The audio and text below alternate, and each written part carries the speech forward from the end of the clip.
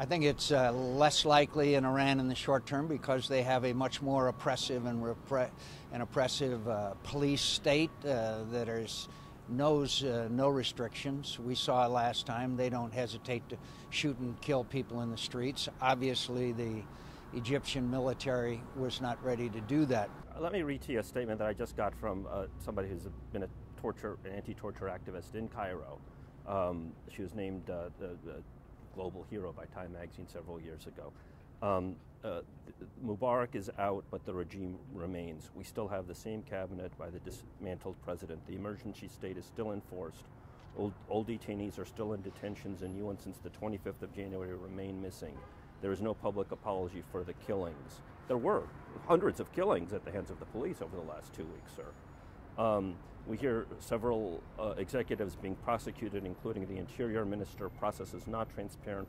Parliament has not been dissolved, nor the Shura Council, etc.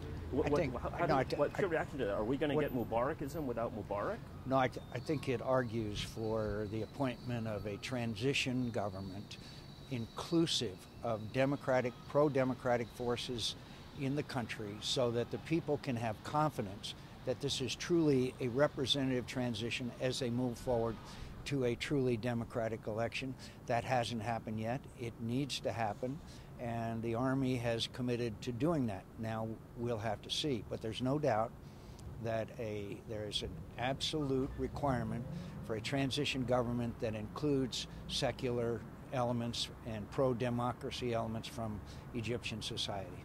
Do we owe the Egyptian people an apology for having backed a tyrant for 30 years? No, tremendous suffering and massive police apparatus? Hindsight is 2020, well, and a lot of people Mubarak. We have to appreciate the fact that Mubarak was a strong ally of ours for a number of years in the Israeli-Palestinian peace process, in fights against Al-Qaeda, in the sealing the border with Gaza and Egypt.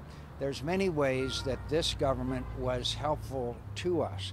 The problem is that they did not move forward with democratization over a period of time, and sooner or later that lid was going to blow off.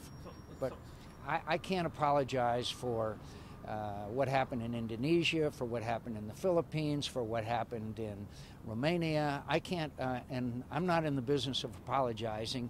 The key element right now, and my priority, is to move forward with a free and democratic election. But that's my priority. These dictators, you just iterated them. We keep backing these dictators because we don't apologize.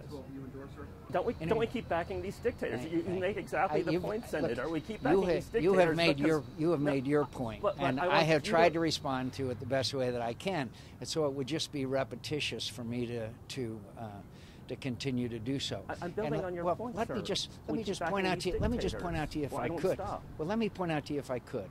I was the one, along with Russ Feingold, that had a resolution before the Senate to call for a democratic process and human rights.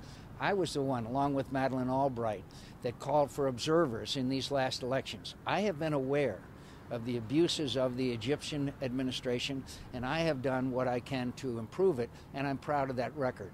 Your question, I have responded to in every way that I can, and I thank you, and I understand your view on it. Thank you very much.